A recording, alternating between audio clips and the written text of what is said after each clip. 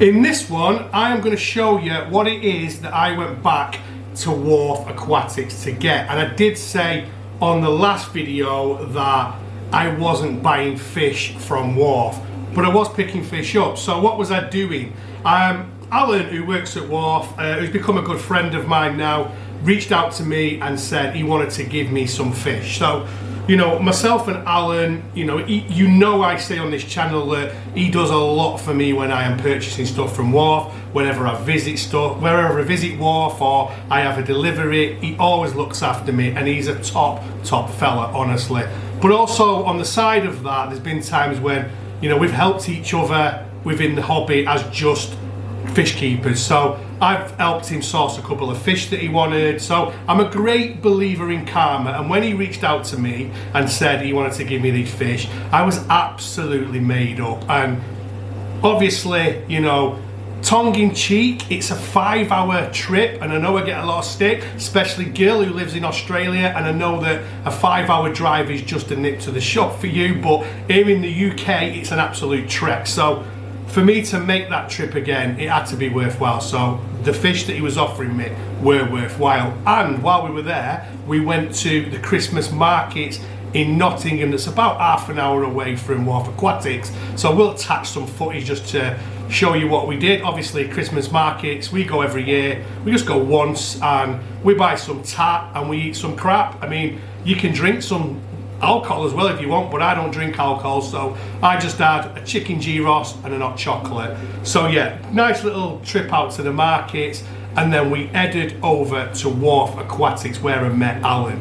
And while I was there, I did film some footage of the dry goods area, and the reason I did that is because every time I go to Wharf, I'm so engrossed in the fish rooms that I forget that they've got an absolute brilliant dry goods area as well. So the stuff I'm showing you in the video right now is actually only about half of what they offer from a dry goods point of view.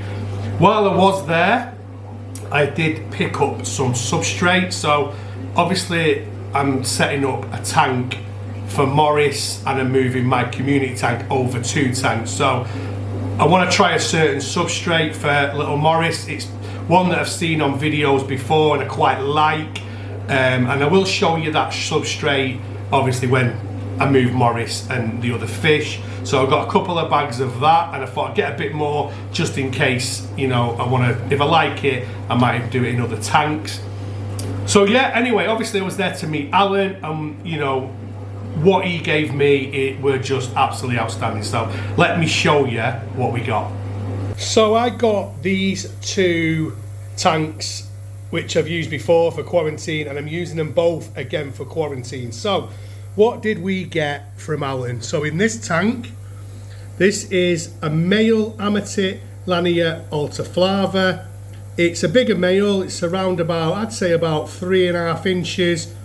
And in this tank, there's one there and there's one round the back. This is a smaller pair of Amatit Lania Altaflava.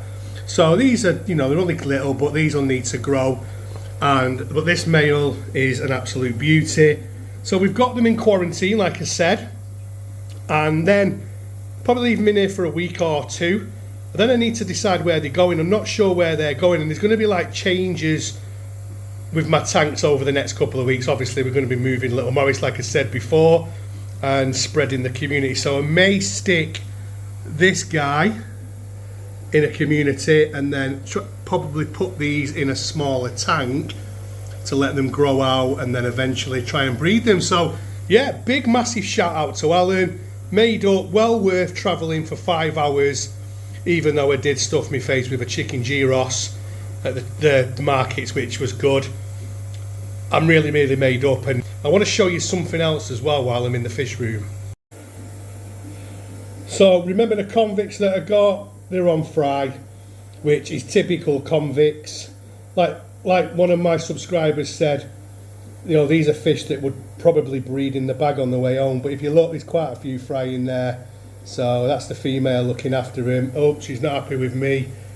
So yeah, we are on convicts as well. And then just an update on the JDs while we're here. There's some fry in the tank with the JDs, but I've showed you them before. So anyway, guys, we're going to wrap this video up now. So that is what we got from Alan, and you know, obviously from a point of view of me keeping smaller cichlids, any smaller cichlids, especially Central American cichlids that I come across at the moment, I'm going to take them. And the great thing about these fish are they're small. So, you know, my tanks that I have been moaning about saying were too small for the likes of Trigger and Morris are actually monster tank for something like an Ultraflava. So yeah, anyway, we'll do updates on them as they grow, and fingers crossed, because if you remember in my auction video I got 4 small ones from the auction and I lost all of them. I don't have a clue what happened. I just came home from London and they were all dead. So fingers crossed we get better luck with these 3. So anyway guys, that's me. I'm going to call it a day. I'm signing off and I'll see you all on the next one.